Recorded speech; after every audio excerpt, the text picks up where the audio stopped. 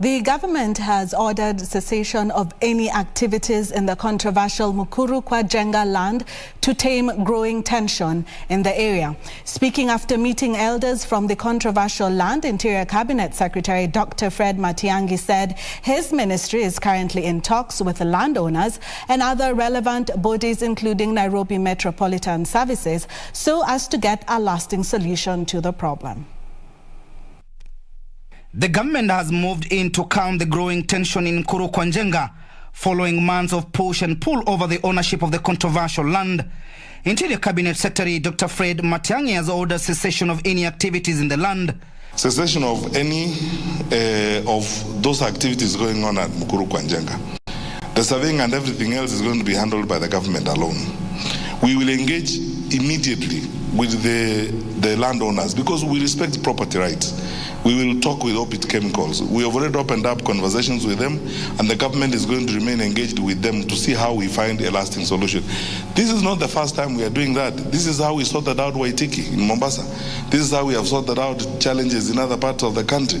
The CS says the move is aimed at enabling the national government have talks with the landowners and other relevant bodies in a bid to get an amicable solution to the land tussle.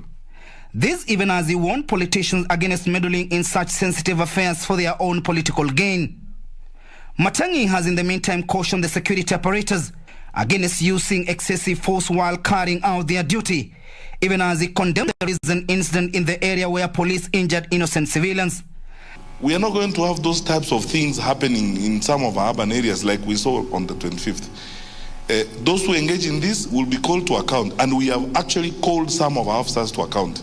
We must now adopt a very reasonable, balanced, and sensible way of solving problems. It cannot always be force. Lands Cabinet Secretary Farida Karone says an audit will be done within 1 month's time to ensure there is proper documentation of the title deeds issued to locals in the area. In a short time, we hope that in a month or so, we should have finished the process of documenting the people who live there, documenting their parcels of land, auditing the titles which are there, because as you know, some titles have been issued to some of the residents there. The meeting happened amid tension after rowdy and irate residents of Mukuru Kwa Njenga pitch come out of the meeting wondering why they were not involved. Kama ni kweli wanafanya kitu ya ukweli, wangekuja kwa ground, wapate watu pale kwa ground, waongee na watu pale kwa ground, sio kukuja kuficha CS pande hii nyingine ati wanajaribu kutengeneza majina yao pande hii na watu wanaumia kule. President amepeana directives ya kwamba hao wale wananchi ambao walibomolewa pale wanastahili kukua resettled hapo ndani mahali walikuwa wanaishi. Wale wananchi sio wale ambao ni wanunuzi wanakuja kununua. They are millionaires. Wanakuja kubomolea manyumba za maskini fukara. Led by Embakasi South Member of Parliament Julius Musili Wamawadhi, the residents are now calling on President Uhuru Kenyatta to intervene and compensate Orbit Chemicals Industries 6 billion shillings that was earlier agreed so that the land can now be owned by the community.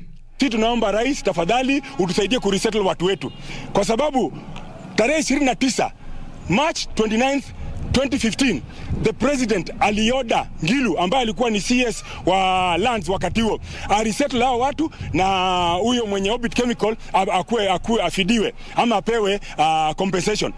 Timothy Kipnusu for Prime Edition.